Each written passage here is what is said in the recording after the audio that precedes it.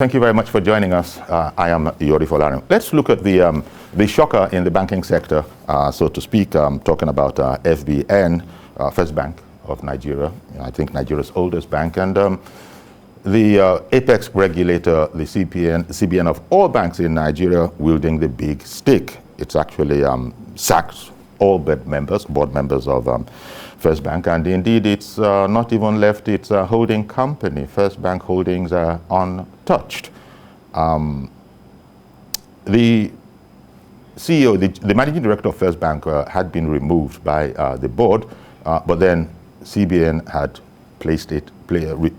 had reversed that action and has said that they were well, satisfied with the performances of the CEO and felt that his removal, there was more to meet the eye in that connection. Well, another thing that we found out is that trying to get bankers, those kind of people to come and talk about this, maybe understandably, there weren't very many takers. However, we do have a banker, and because it's, well, there you go. You've been very quick to explain, ex-banker. And we'll come to that. Sam Chidoka, MD of Kairos Capital Limited. Good morning, and thank you very much for coming on. Now, when I said what I said, you had said, well, ex-banker. Tell me, what's the matter? What's the sensitivity? I mean, it's out there in the public domain. Mm-hmm. They have pronounced it's in black and white. Yes. Why did we, in your experience, have this difficulty getting people to come and talk about this issue? Okay. Well, for me, it's correcting is for me not to be dressed in borrowed gap.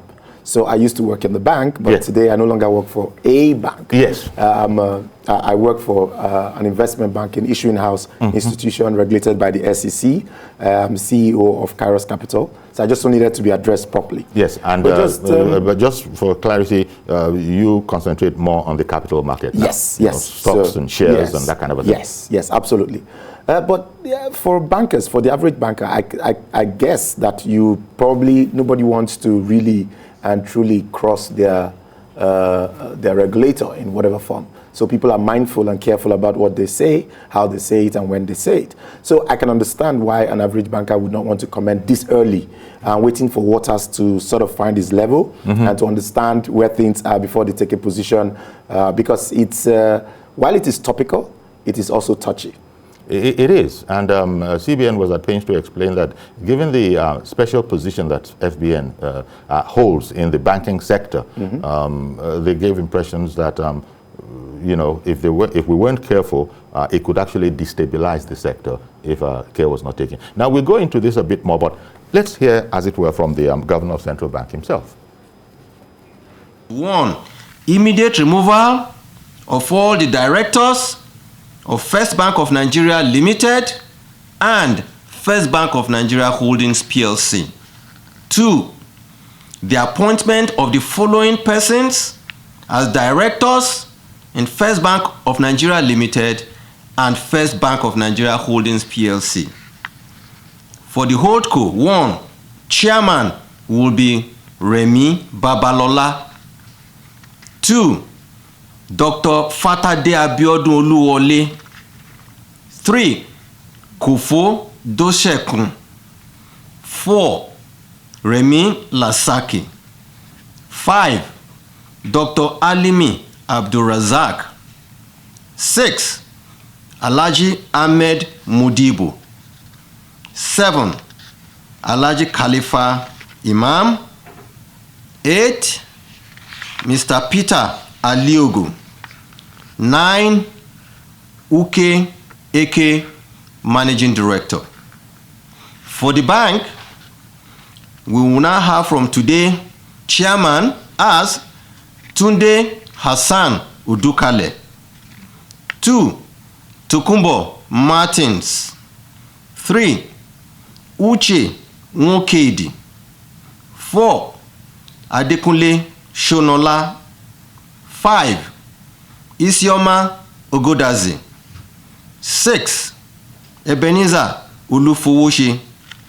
7. Ishaya Elijah Dodo. 8. Dr. Shola Adeduntan Managing Director, and Chief Executive Officer. Okay, then well, you get the general idea. It also has been published. You can actually catch that online. But there you are, Sam. So why did Central Bank do this? Why did it go here? It's the apex regulator. You don't need to be a banking expert to understand at least three things that are in the governor's letter. One, bad credit decisions. Two, significant non-performing insider loans. And three, poor corporate governance. At least if you don't understand all the other ones, you know, and there's all sorts of intricacies, most people can understand that this doesn't happen in banks. And if it should happen, somebody is going to be, you know, wanting to some explanations. Now, give me your impression of, first of all, as a former banker, you're still in the, as it were, in the sector. Yes. Was this a surprise to you? No, it wasn't. It's not a surprise to the extent that what has been happening with FBN has been on for a while. So dating back to sometime in 2016, there was an audit by the CBN which brought out these issues to the fore, to mention the fact that at that time, I believe in 2016, First Bank had non-performing loans of about 25%. Meanwhile, CBN was trying to drive non-performing loans to less than 5%. So that means that for every 1 naira they gave, 25 kobo was not performing. And for a bank of its size, it's a systemically important bank. And for the bank of its size, 31 million customers, you have 4 trillion in depositors funds, over 600 billion in shareholders fund. So that's a huge bank, the oldest bank in Nigeria. So of course CBN was interested. And so CBN started a process of solving these issues with the bank over time. And the current managing director, who was removed and now reinstated, have been working with CBN. So in 2016, CBN says that it is well pleased with his service. They have to, because if you look at the numbers and look at, so for instance, between 2016 and today, First Bank has had a growth rate in terms of top line growth rate. If you cumulate their growth rate, over 130% over time under the same managing director. If you look at also the non-performing loans, has gone from 25% to somewhere around below 10% today. Okay. So there's been progress in the right direction. And one day the board wakes up and says, okay, you know what? He's going to go. Remember, the bank just had an AGM a few days before. And at the AGM, no issue of removal of the managing director was mentioned. And then you go to a board meeting and then we say, okay, you're removing the managing director. But remember that banks are very regulated, highly regulated. And so the CBN had to step in. And I must say that what the CBN has done was quick, was decisive. They didn't leave any 1 second guessing what their position was. And for an industry that is regulated like the banking industry, an industry that is important to the economy, minding the fact that today we have a fledgling economy. We have an economy that's challenged on many fronts. What you don't want is a disruption in the banking system as well to add to the issues that we're dealing with. You have high unemployment, you have high inflation rates, and all of that, and we're battling with all of that. You don't want a systemic risk in the banking industry. So CBN was decisive, they were straightforward, they were fast about it, and I think that's the right move. The CBN governor's letter, it was actually quite revealing, and he went into some detail to explain the background to the action that he had taken. And I was quite surprised actually to find that, according to the governor of CBN, he had made several entreaties to the bank to no doubt what must have been from his point of view to correct course, but there was no joy in that direction, whereupon this big stick, so to speak, was now wielded. Why do you think that would be? Because you're just saying that everybody knows that institutions like banks are highly regulated. Yes. So if the apex regulator that could wield the big stick from the very beginning was still seeking avenues for understanding, let's talk about this, don't do this, don't go there, and all of that, and yet the boards of the bank, and for that matter, the holding company, they still went ahead and did what they needed to do.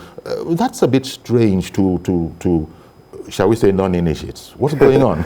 Well, yeah, you're right. You'll be right to say it's a bit strange. I found it a bit strange as well that the central bank governor, as he said in his broadcast, tried to intervene several times, made several calls to try and stop this process and to say, remember, if you want to remove the managing director of any bank today, the board has the right to do that. However, you need the permission of the CBN.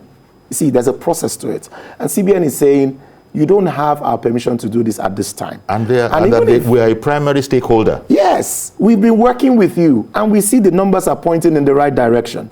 The numbers that were going north before that were negative are now turning positive, and we like that. The numbers that ought to be going north, like your revenue, is now going north, and we like that. So, if the managing director has done anything that is contrary to both or to the laws or to the rules, let's know. Make a complaint. Say this is what it is. But in the meantime, calm down. Let's discuss this. Because remember, there was a board meeting in the morning. By evening, news was trickling down. MD's been removed. I knew acting MD and all of that. It was all too sudden for the central bank. And I guess that's why the central bank intervened. But I must say that I think it's probably a case of maybe hubris, for the central bank governor to personally intervene in an institution, and for some members of the board to say we're going to have it our way. Perhaps it was. The now reinstated managing director, Mr. Adetumbi. Yes, that's the name. Yeah. Did I get that right? No, that's what's his name now?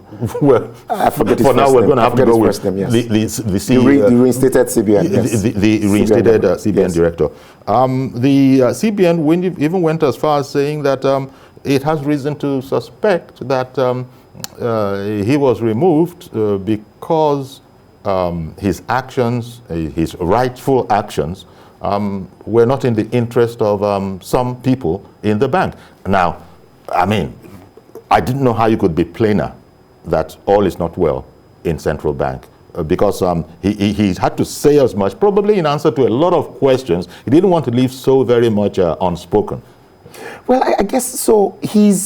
Remember that this issue had a lot to do with insider loans. So if you look at the CBN rules again, as a director, if you want to take a loan from a bank, one of the things that is required is that you must pledge, as a shareholder actually, you must pledge your shares as collateral.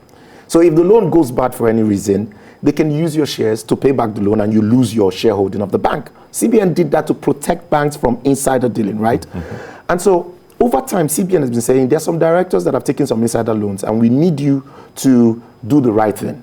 And for all intents and purposes, from the conversations, the broadcast that we just heard from the CBN governor, it seemed that this management was doing the right thing, trying to turn this around, get the directors or shareholders who are taking these loans to pledge their shares, and then enforce if the loans are non-performing.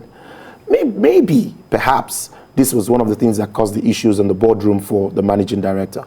But if you look at it from the purview of the CBN, that would be the right thing to do. Mm-hmm. If you look at it from the purview of the management of the bank, that would be the right thing to do. If you look at it from the purview of other minority shareholders, that's the right thing to do. And that seemed to be something that the CBN governor was emphasizing, that, look, we are particularly interested in protecting small shareholders in this business. Mm-hmm. And that you just talked about that. And so I just remember that the CBN had been careful to mention that apparently some people were having a rollicking time, to overstate it slightly, we're having a rollicking time. But the CBN is concerned with small shareholders, as we say locally in Nigeria. Explain that bit, please.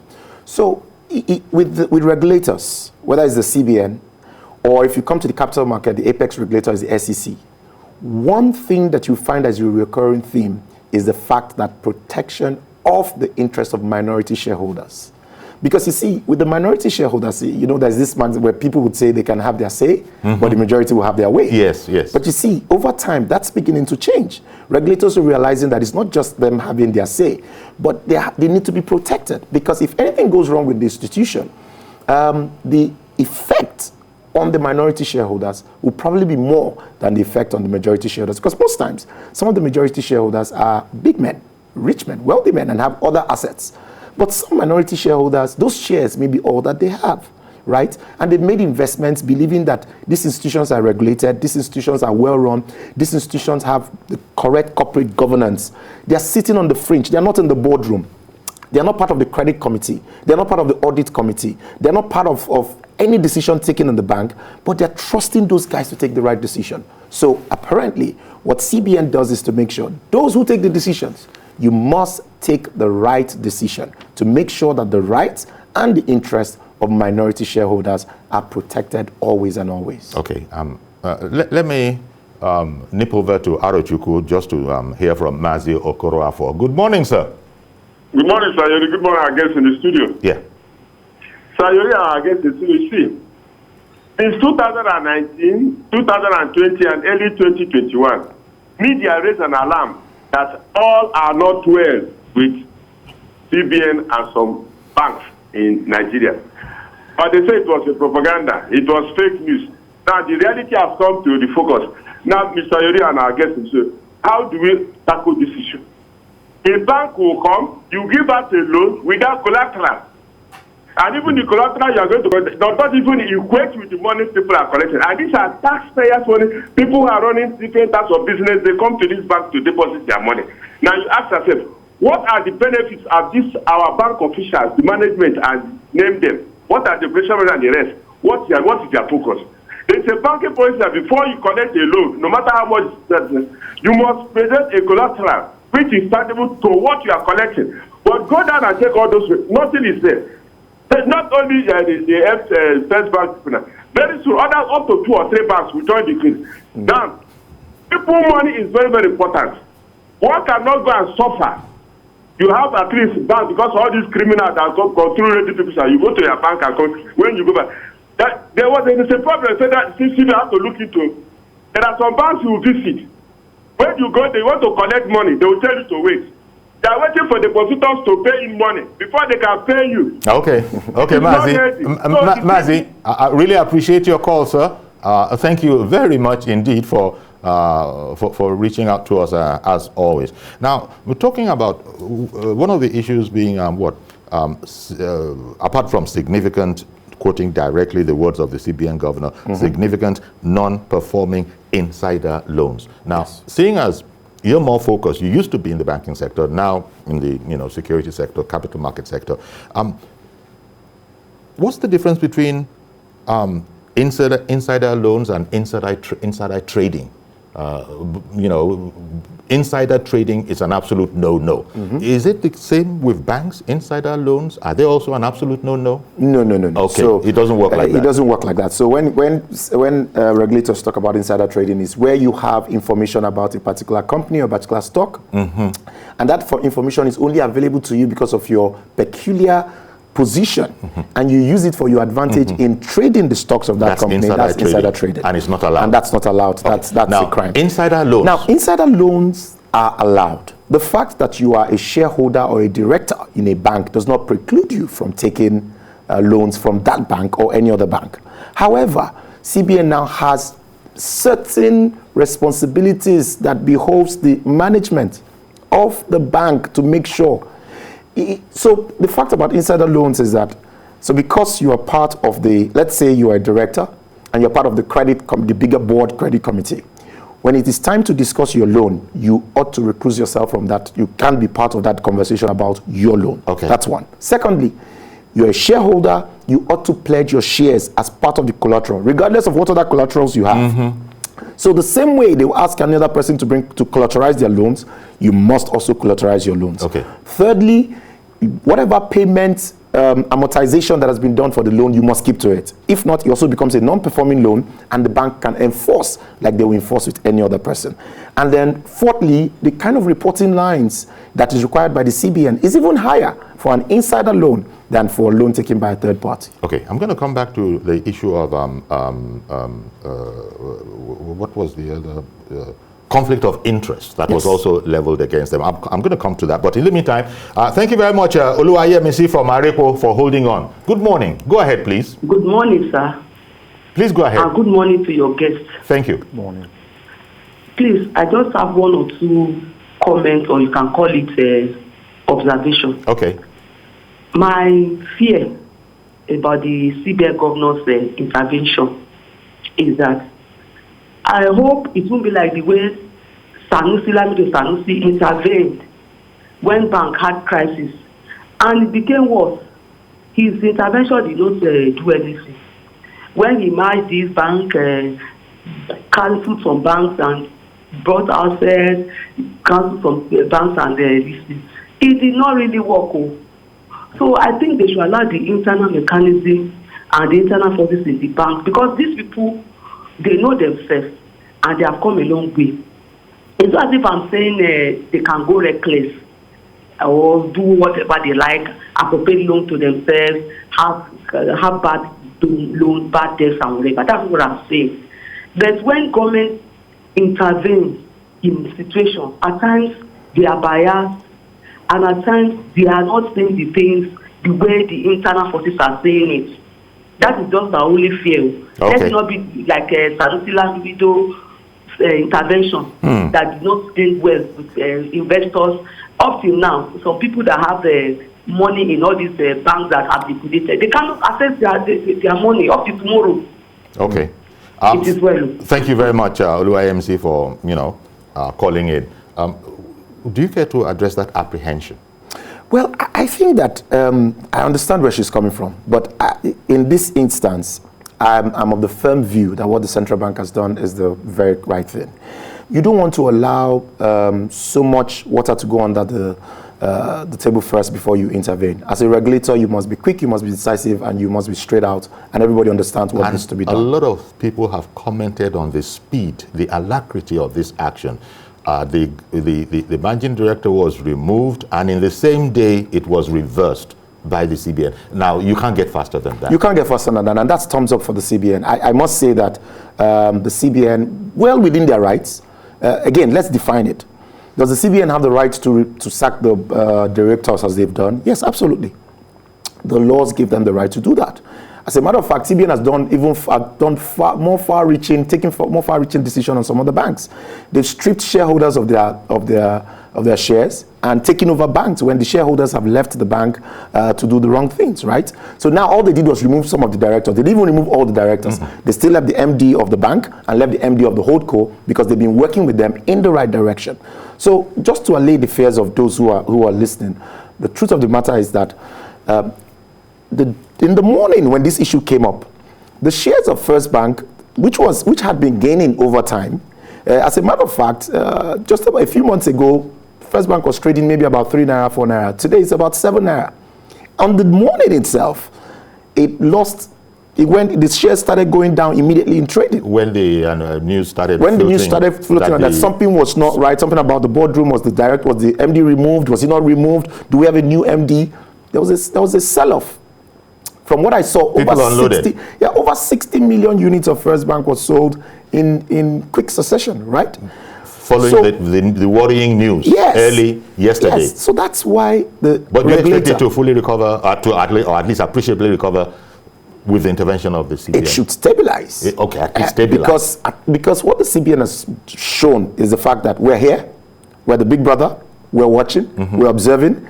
Anything that is done that is not in accordance with the law, we will step in. And so what that does is that it should rather give people confidence. If you are a depositor and you have your money in First Bank, you should be confident that there's somebody watching over what goes wrong in the bank, or any bank in Nigeria. There's somebody watching. If you're a shareholder, you should be confident that there's somebody watching. Okay, now I have heard concerns about the speed of the action, that we hope they were thorough, that they knew exactly all the perhaps not too apparent issues also that might be important, because as Oluwayemisi said, there are the people within the bank might see it differently from the CBN, notwithstanding the fact that the CBN is the apex regulator. And she had referred it to a previous attempt by the CBN under a different leadership to engage the banking sector. Do you understand what she's saying? Because she seemed to be giving the impression, and I don't know if you agree, that mistakes were made in that exercise. Well, it depends on the way she views it. Personally, I don't think that mistakes were made in that exercise because there is one fundamental thing. Depositors' funds were not lost. In all that exercise, in all the things that Sanusi did during his time, depositors did not lose their funds. If you go back a few years, maybe back to before Soludo became CBN governor, we had 86 banks in Nigeria. After Soludo's intervention, they became 25 banks. Before that time, banks became 86, there was a time we had over 100 banks. Banks closed in Nigeria and depositors, people walked to a bank and found the door closed and lost money. The older generation will know what I'm talking about. What the CBN has done in recent time is that no bank in Nigeria, in the last 10 years or thereabouts, we haven't seen any bank go down and depositors went and couldn't get their money. Rather, what CBN would do is take the bank over from the owners, restructure the bank, probably sell off the bank to new shareholders or merge it with an existing bank, but depositors were always protected. And if people should rather see it in the purview that if CBN is taking decisions to protect depositors, which is key, some people, what is in the bank is their house rent, children's school fees, feeding money, all sorts. The systemic risk in allowing a bank go down will be worse than what she fears. Okay. Thank you for holding on, Mr. Olufemi in Minna, Niger State. Okay. Good morning, Uncle. Good morning, sir. I just want to make my own contribution. Sure. Go ahead, please. Okay. What the CBN have done is a very good thing.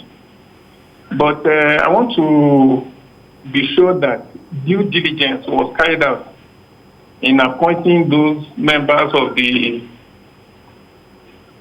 board of directors now. Because the First Bank occupies a very important aspect of the entire money deposit bank in the system.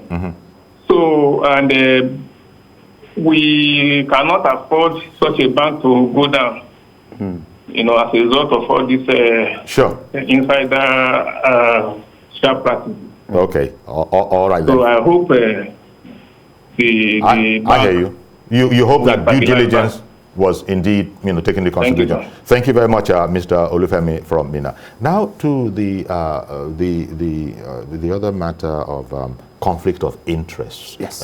Again, everybody knows without perhaps even necessarily understanding clearly what it means. Everybody knows that that's another quote unquote bad thing. So explain that aspect, if you will, please. The whole.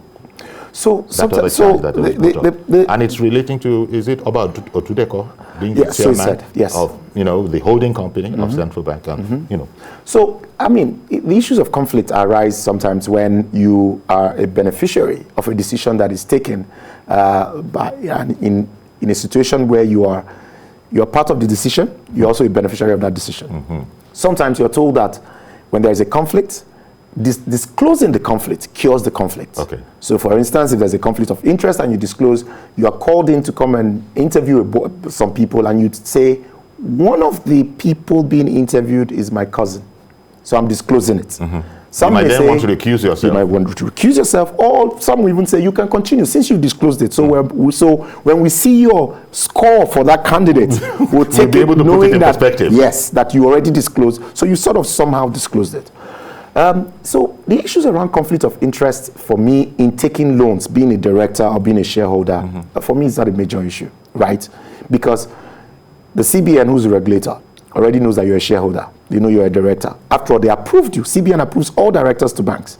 Now, when you make an application that is up and above a certain amount, it must go to the board. So most banks have their guidelines.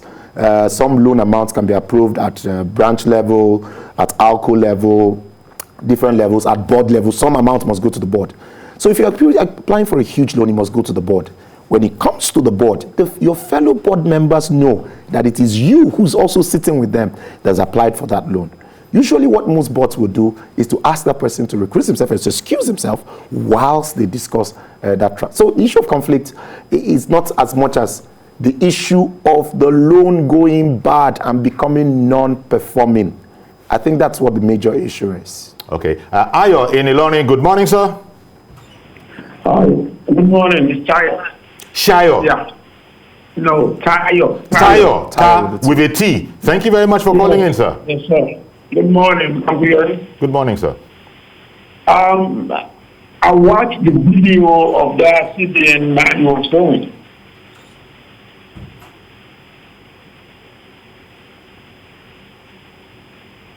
Hello, are you still there? Said he gave a call. He called this, he called that, they don't want to talk to him, and he used his power. Are these shareholders that he took out, are they political appointee or the bank? Because the largest shareholder, as he said on that video, because to me, he took the personal.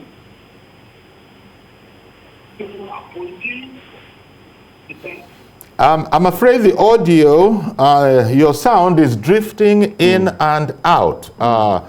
So sorry, couldn't quite make out what you're saying, but I think he's also wondering if it was whether the CBN governor took it personal that people didn't pick his call. Well, okay. Is that what you heard? That's what I heard. He okay. said because he called and people didn't hear that. Are they political appointees? Can he just remove them? Okay. So with banks, they're not political appointees. But as I said before, directors on the boards of banks are approved by CBN. If a bank sends in a name for someone to be a director and CBN says, no, it's no, you can't be a director. So you can be put on you are only put on the board of banks by CBN allowing you. Same way you can be removed by the CBN. Okay. So let's settle the fact that what they did was within their powers. Okay, so now the CBN, you just explained it.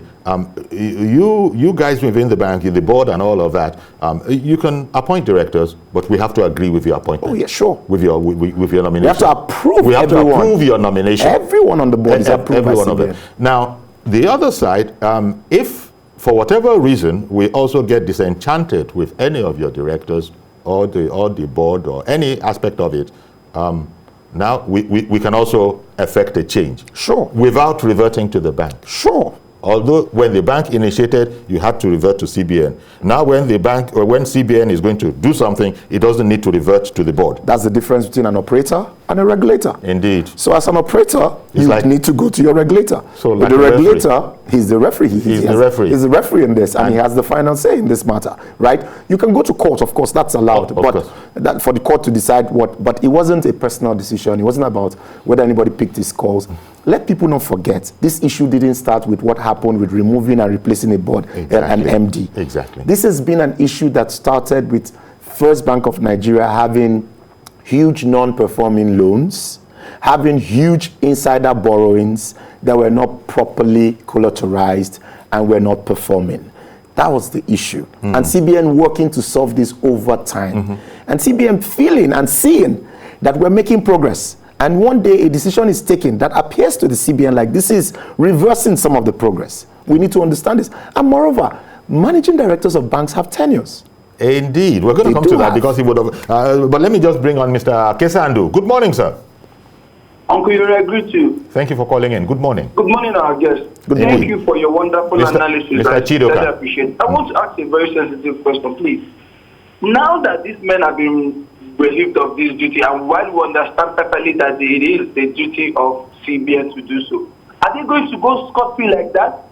And also, are we going to extend this whole thing to other banks? Because if this is actually happened in First Bank, there's every tendency that is happening in other banks. How are we going to help and sanitize this whole system? Because I strongly believe that CBN is on the verge of sanitizing the banking sector. Why wouldn't extend this thing to other banks now? If this is actually happening in CBN, there's every high tendency that it will happen in other banks. Thank you, and God bless Nigeria. Thank you very much, Mr. Kesandu. Picking up on the attitude of that question, I wondered myself that now CBN has done this with First Bank. Yes. But it also regulates all of the banks. So my thought, maybe it's a Nigerian thought, if this is happening here, how are we sure that it isn't happening elsewhere, but they haven't pulled a move yet that would have, as it were, grabbed the attention of CBN? So that is a bit like the question that was just asked by Kesandu. What does this say to us? We could almost say that statistically, the probability is that there might be one or two other offenders, if not more. Well, so with banks, right, information is available. Okay. Banks are made to publish their quarterly accounts. They are made to publish their full year accounts. It's public information. I mean, a few days ago, Polaris Bank published their full year accounts. If you go to those accounts, any financial analyst can pick out what the non-performing loan for the bank is in terms of percentage terms, because you can calculate it. There's a line item to show this is what we have as non-performing loans. Mm-hmm. And there's prudential guidelines. Yes. CBN insists that when you have non-performing loans, you must provide for those non-performing loans. So what could have been your profit is used to provide for those non-performing loans. And CBN insists that banks go through this. I think all in all is to say that what this should rather, instead of thinking in the direction of could there be a systemic issue and CBN is happening in other banks? Rather, I think of it the other way. I think what this shows is that CBN is saying, we are here. Yes. We see what's happening. We will protect shareholders, minority shareholders. We will protect depositors, and we're looking at the banks very closely. I think that's what I see here. Mr. Ladotun in Songwater. Good morning, sir. Yeah, good morning. Go ahead, please. Hello? Okay. I want to just ask for the economic implication of all these, the fracas between CBN and then First Bank of Nigeria. Does it in any way prevent, or let me say, send wrong signals to foreign investors coming to the economy in terms of foreign direct investment? Because we all know what the sensitivity of banking or financial sector, so to speak, in terms of economic development. So does this send a good signal or wrong signal to foreign investors coming from outside the country? Okay. Thank you very much, Mr. Ladotun. I'll leave the question just the way it is. Well, so it's two sides of a coin. It's a very good question because, like I said, our economy is already almost on its knees. What we don't need is any of these things to happen. So for a foreign investor, you can sit back and look and say, why is there lack of corporate governance in a bank as big as First Bank? Why are they having insider loans that are non-performing? Why are they having 10% non-performing loans? That's one way to look at it. The flip way to look at it is to say that 5 years ago, CBN saw all of this. And CBN sat with the bank and say, you can't continue in this direction. You must retrace your step and do the right thing. And the numbers are showing that they're doing the right thing going forward. So the bank is performing better. The bank is healthier. The non-performing loans is gradually going down. CBN is asking, provide for those non-performing. In fact, a specific loan that was given to Honeywell, which is owned by Obatudeko, CBN is saying, within 48 hours, recover or enforce. Exactly. Immediately. So clean up your books. So that is part of the not insider trading now. Insider loan. Insider part of the insider loan thing and conflict of interest, perhaps. Well, no, it's not a conflict. It isn't a conflict of interest. It isn't a conflict because it's disclosed. Where does the charge of conflict of interest come from? So a conflict will arise if it's not disclosed. Oh, okay. So here we know that this man is a chairman. Okay. He's also owns this company. He's also chairman of that company. He's chairman of this company. He's taking a loan. The loan is known. The conflict issue doesn't quite arise. But it's important to state that if there is any foreign investor willing to invest in the financial system in Nigeria, actually what you should be saying is that I actually trust that the regulators will do the right thing. Okay.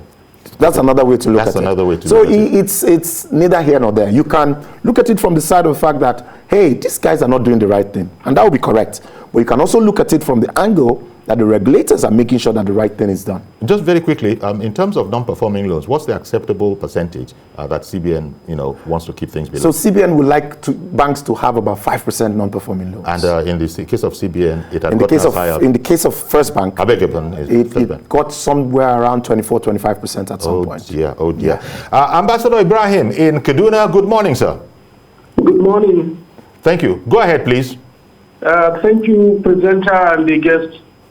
My own contribution is that CBN has done what is in line with their responsibilities and to protect depositors' interests and other shareholders, minority shareholders.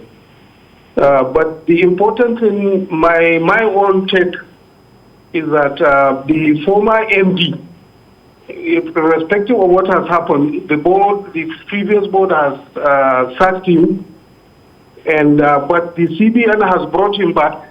I think, to be fair enough, it would have been better to bring an external party who is not within the system, the First Bank system. That would have been better. Okay. To solve the problem. Even though, Ambassador, CBN, they took time to comment that they were well satisfied with the performance of the guy in terms of all that they are trying to achieve. Well, I believe because of the fact that he is an insider, even though, yes, we know he has tried, but it's better, would have been better to bring anyone into the system, yes. Okay. To restore the confidence people have in the bank. All right. Thank you very much, Ambassador, for calling in.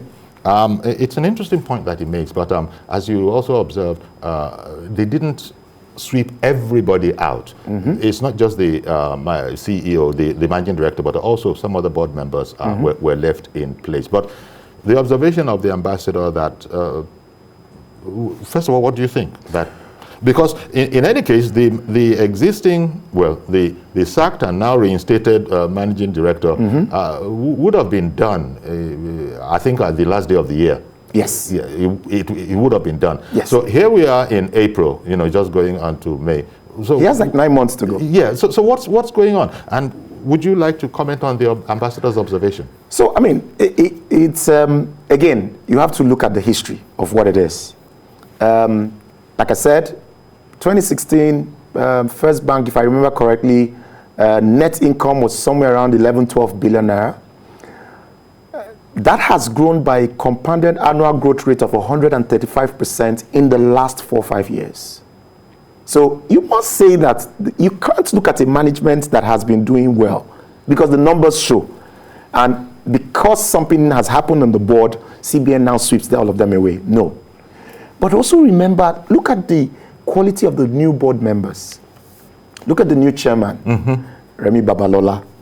He's well known, he's an institution in banking. Everybody that's a banker knows Remi Babalola, one-time minister. He has all it takes to steer the bank in the right direction. You look at someone like Remi Lasaki, who is on the board. He was one-time executive director at Nile Bank. These are all seasoned people in the banking industry. You look at Odukale. He's known in the insurance and the banking industry as an investor and running one of the biggest insurance groups and pension group in the country. So these are seasoned people. So that partially speaks to the question of whether due diligence was done. Yeah, so the point raised about due diligence. Yes. It must, if you go through the people that have been appointed, these are some of the best brains and best minds in the banking sector. Mr. Yakub, good morning, sir.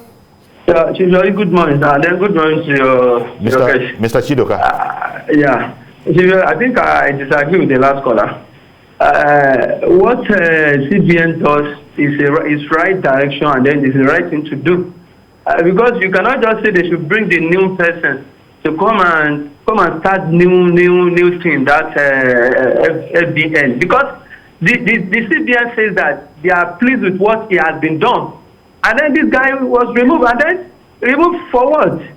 So my own opinion again is that CBN should not only look into First Bank of Nigeria. They should look into other banks because a lot of things have been going wrong there. So I disagree with the last caller once again because the CBN have done the right thing, and then that's very good. All right then. Thank you very much for calling in. And again, to the point that Mr. Yakub made about don't just limit your searchlights to FBN. First Bank. Yes. You've explained that. As a matter of fact, what it shows, what this incident with First Bank shows, this action with First Bank shows, is that CBN is saying, I got my eyes on you.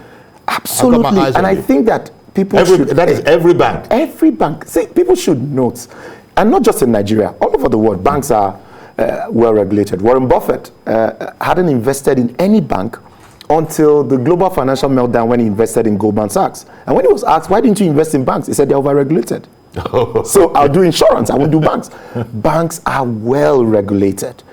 And I think that the pointer to that, something to buttress that, is the fact, is the point I've made before. no depositor has lost money in the recent past, unlike what we used to have before.